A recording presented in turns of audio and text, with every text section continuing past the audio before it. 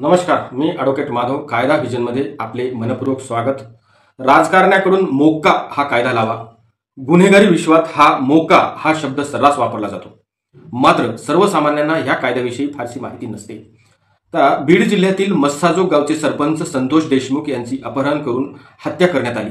ही घटना माणुसकीला काळीमा फासणारी, मन हेलावून टाकणारी घटना आहे। या कृत्याचा मी निषेध करतो। ह्या प्रकरणामुळे संपूर्ण महाराष्ट्र हादरला आहे। राजकारणात देखील मोठ्या घडामोडी घडत आहेत। ह्या प्रकरणातील सर्व आरोपींना अटक करण्यात आली आहे। त्यावर राजकीय नेते आणि संतोष देशमुख यांचे कुटुंबीय आणि गावकरी एकच मागणी करत आहेत, ती म्हणजे आरोपीला मोक्का कायदा लावण्यात यावा। पण हा मोक्का कायदा नेमका काय आहे? मोक्का कायदा लावल्यावर शिक्षा काय मिळते? मोक्का लावण्याची प्रक्रिया काय आहे? मोक्का कधी लावला जातो? हेच आपण सविस्तर आणि सोप्या भाषेत जाणून घेणार आहोत ह्या व्हिडिओच्या माध्यमातून। सर्वप्रथम आपण मोक्का काय आहे ते आपण पाहू।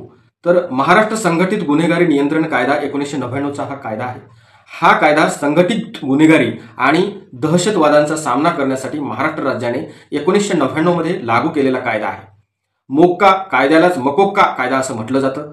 महाराष्ट्र संघटित गुन्हेगारी प्रतिबंधक कायदा अशी त्याची व्याख्या आहे। एकापेक्षा अधिक गुन्हेगार गुन्ह्यात आल्यावरच मोक्का कायदा लावला जातो, हे अनेकांना माहिती आहे। पण मोक्का कायदा लावताना काही नियम, गुन्हेगारी नियंत्रण मिळवण्यासाठी या कायद्याचा वापर केला जातो। कधी काळी चर्चेत आलेला टाडा, या टाडा कायद्याच्या धर्तीवर 24 फेब्रुवारी 1999 ला मोक्का कायदा करण्यात आला। त्यानंतर विधिमंडळाने ह्या मोक्का कायद्याला मान्यता दिली। भारतीय राज्यघटनेच्या 245 अंतर्गत ह्या प्रक्रियेनुसार भारताच्या राष्ट्रपतीची संमती मिळाल्यावर तो कायदा बनला होता। मोक्का हा भारतीय संघटित गुन्हेगाराला संबोधित करण्यासाठी लागू केलेला पहिला महाराष्ट्र राज्याचा कायदा आहे। त्याने तात्पुरता महाराष्ट्र संघटित गुन्हेगारी नियंत्रण अध्यादेश 1999 ची जागा घेतली। विशेष म्हणजे मोक्का अंतर्गत कार्यवाही केलेल्या कार्यवाहीचा खटला विशेष न्यायालयात चालला जातो। भारतीय दंडविधान संहितेच्या आयपीसी शेवटच्या गुन्ह्यास तपास अधिकाऱ्याला असे वाटले की आयपीसीच्या कलमाखाली आरोपीवर नियंत्रण ठेवणे अशक्य आहे, त्यावेळी तो तपास अधिकारी गुन्हेगारी टोळीचा अहवाल तयार करून मोक्का लावण्यासाठीचा प्रस्ताव तयार करतो। मोक्का कधी लावला जातो? तर अपहरण, खंडणी, हत्या, अंमली पदार्थाची तस्करी यासह गंभीर गुन्ह्यातील आरोपीवर मोक्का लावला जातो। गुन्ह्यात फक्त एक व्यक्ती असेल तर मोक्का लावता येत नाही, पण जेव्हा गुन्ह्यामध्ये 2 किंवा त्यापेक्षा अधिक म्हणजेच टोळी असेल तर मोक्का लावला जातो।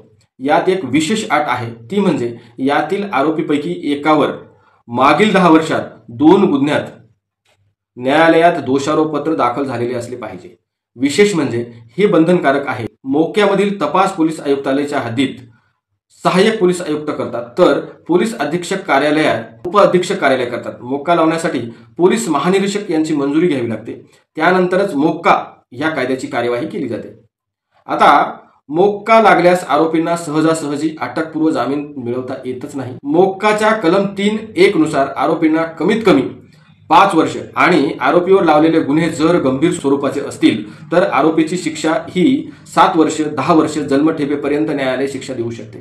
त्याशिवाय आरोपीने या गुन्ह्यातून मिळवलेली मालमत्ता जी आहे, ही आरोपीची या गुन्ह्यातून मिळवलेली मालमत्ता जप्त करण्याची देखील माननीय न्यायालयाला अधिकार आहे, तशी देखील तरतूद आहे। तर हा होता मोक्का।